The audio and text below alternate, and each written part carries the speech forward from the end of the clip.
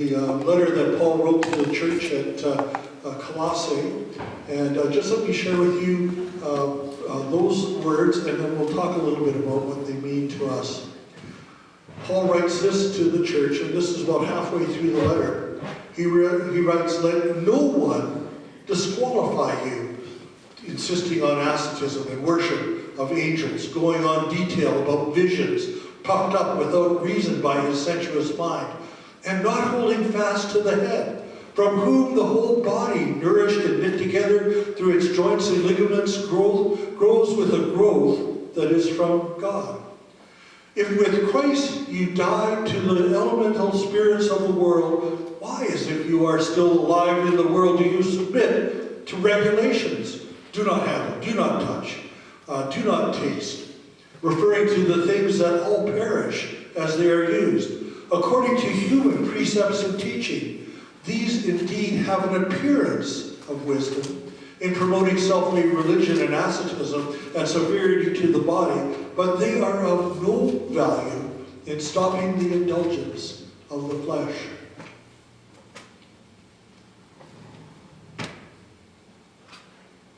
Colossae was a very interesting church. We don't think that Paul ever visited Colossae. In fact, he allowed the salvation of Colossae to go under the hands of some of his disciples who went there and led this church to begin and helped it along the way. The church at Colossae found itself in a place in which it wasn't really growing and expounding and building. It kind of went into a place of disregard and uncare.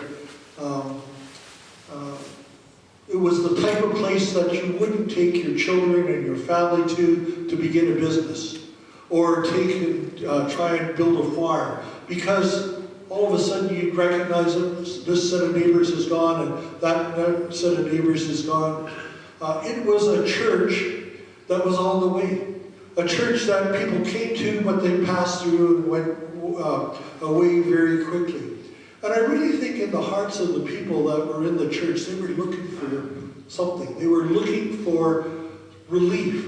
Somehow they wanted to get to the point where they could experience the kind of growth that they heard about in Corinth, and the kind of growth that they were hearing about in the Roman church, and all of those kind of churches. And they thought, if only we could get an answer. If only we could figure out what we're doing wrong and change it so that everything would go well for us. Unfortunately for them, the closest sister church that they had was the church at Laodicea.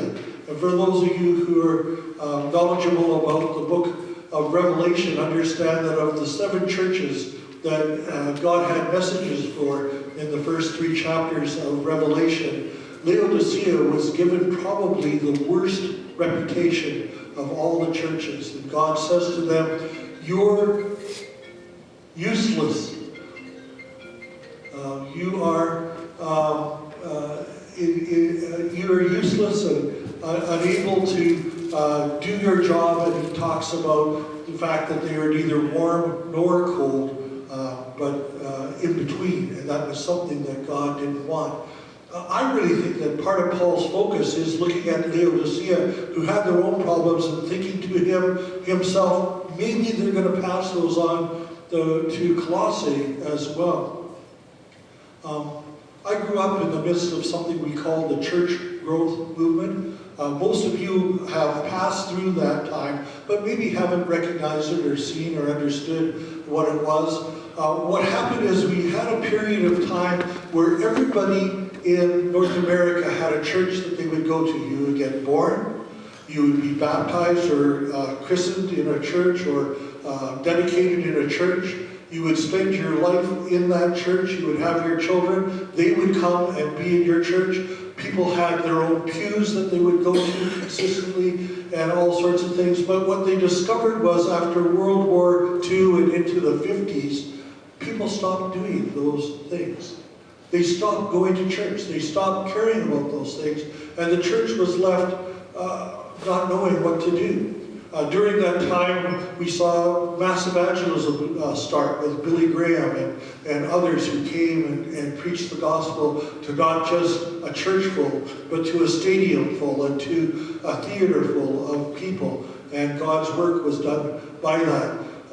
Because of television and other things, people like Robert Schuller could begin their ministry of preaching to people in cars and vehicles. One of the things I saw in the 70s was that churches got out of their doors and went outside and showed people, this is what we are, this is how we worship, this is how we do things.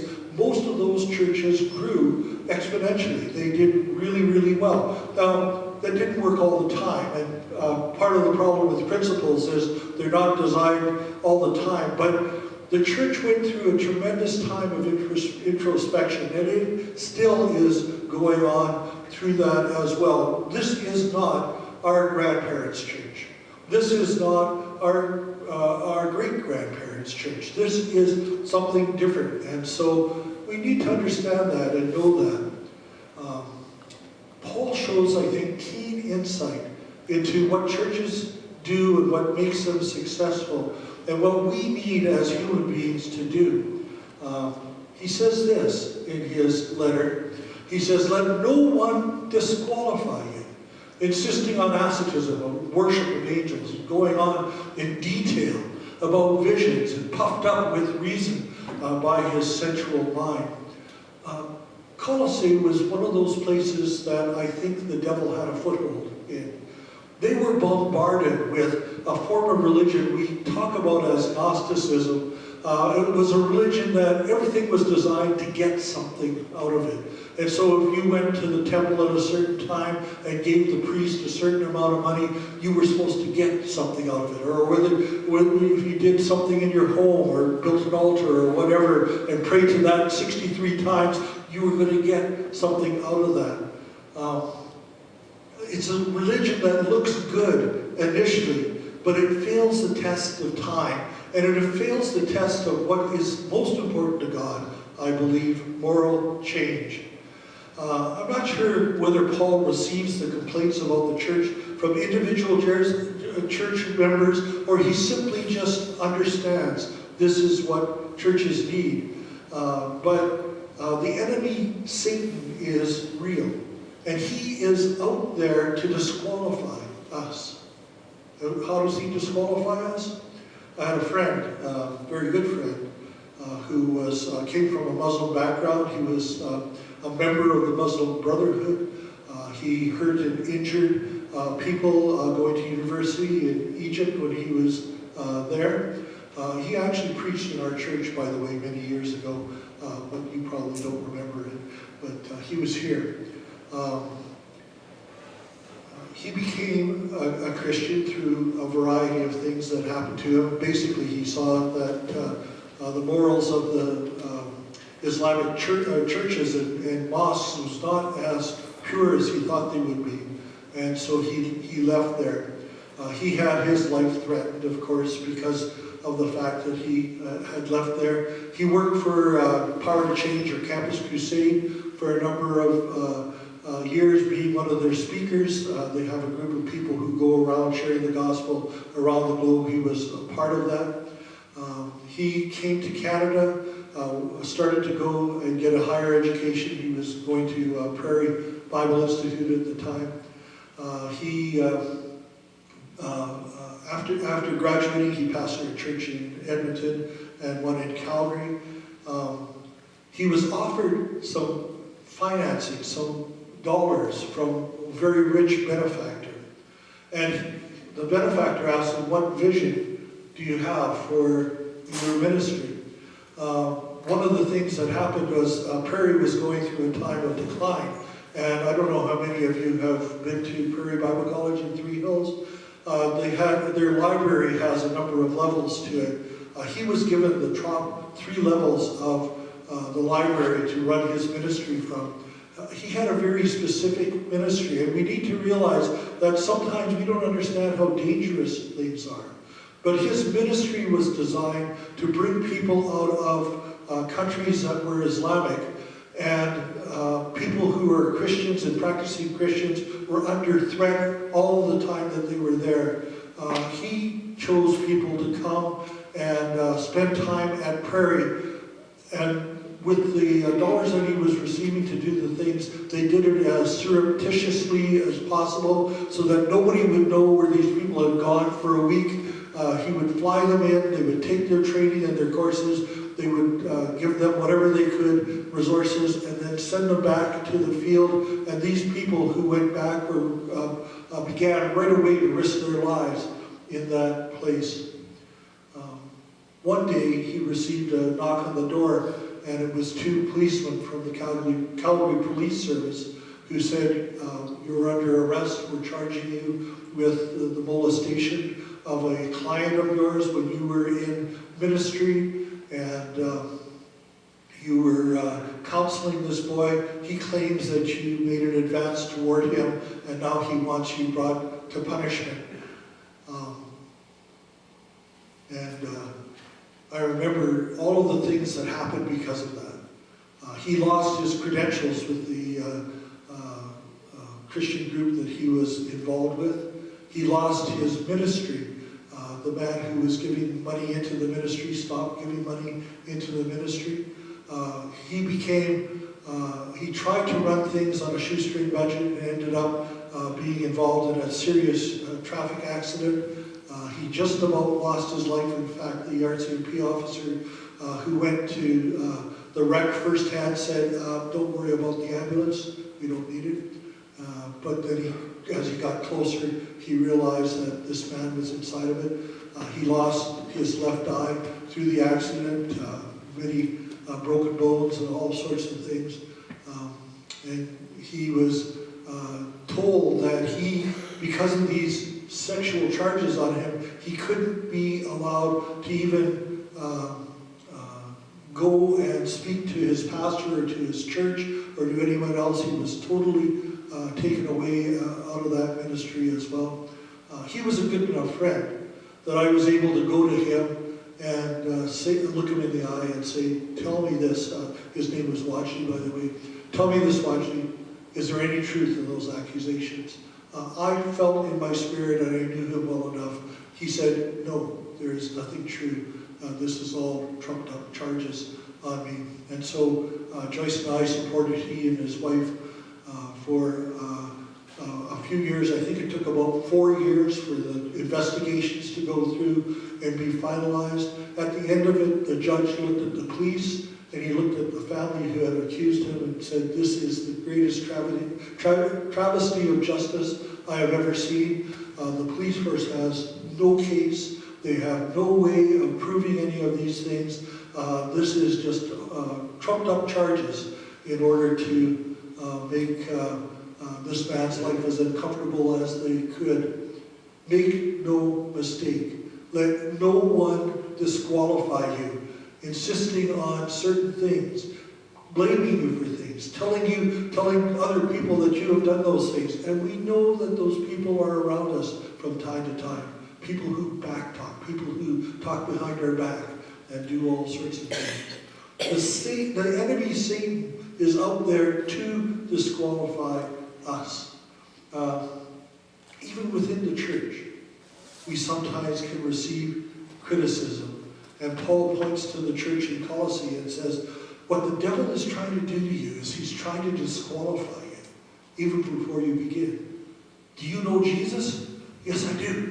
And Satan will look at that person and find somebody to say to them, "You don't really know Jesus. I know Jesus because I'm doing whatever in the church and dancing and doing. I know Jesus. You know." The devil is out there to try and disqualify. So Paul says that we can receive criticism. And he says this. He says, "If you died to the elemental spirits of the world, why, as if you are alive in the world today, do you submit to regulations? Do not handle." And I think what Paul means there is that he's saying to those people in the church, you're going to have people come up to you and say, "You're not good enough. You're not good enough to go to the Bible study. You're not good enough to teach in the church. You're not good enough to do anything as well. You're not good enough to pray for my husband and my family because they need those families. And there will be people who come up to that, who try and disqualify that, disqualify us, saying, you don't dare do anything in the holiness, because if you do something in the middle of the church and it's wrong, everybody's going to blame you, and God himself will blame you. Paul goes on to say that you do not taste. Anyways, you know where I'm going with that. Paul says, do not taste, do not touch. And again, there are people who will tell us, you don't have a right for that. Maybe he's talking about communion, and he's saying, you're going to have somebody come up behind you after you've taken communion and whack you on the back and say, what in the world are you doing taking communion? You're not good enough for that. And sometimes people get those kind of things happening. You don't know what's good for you. You've got all sorts of visions and all sorts of ideas and all sorts of things happening, but that's not the way the church runs. And Paul tells them that they need to understand and listen to God. He says, referring to the things that perish, all perish as they are used according to precepts, human precepts and traditions.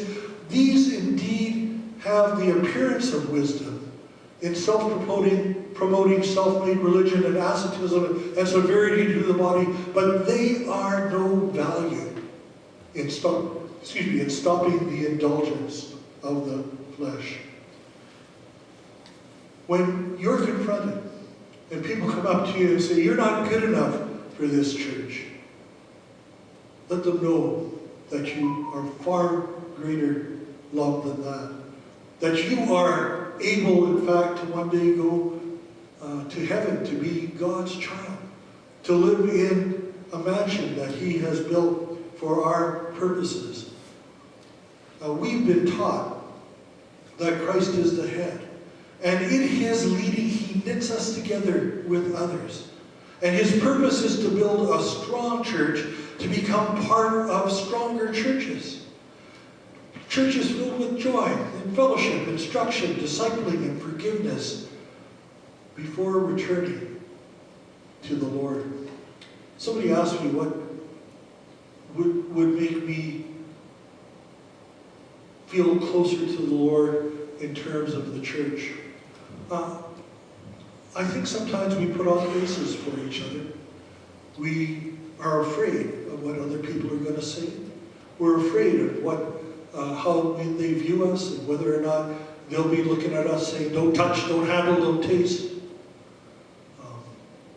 I think that what God is working on us about is that he wants us to understand and know that he is building us up in his love and in his care. And that's what's important. God will create in you his church. He is building his church, we are told. And there are those out there who say, no, you're not going to be a part of it. Don't believe them, Paul would say. Don't believe them. God will give it to you. What does a good church look like? Some people think a good church looks like a place where people all come in beaming and smiling and everything going well. But to that would be wonderful, but that isn't reality. I believe that what churches need to have are altar pathways that are stained with the tears of those who have done things wrong, those who are praying for their children, those who are looking somehow for the Lord to answer their greatest needs. Maybe it's a health need, we don't know. But so many times we put on a false front because we're afraid of each other.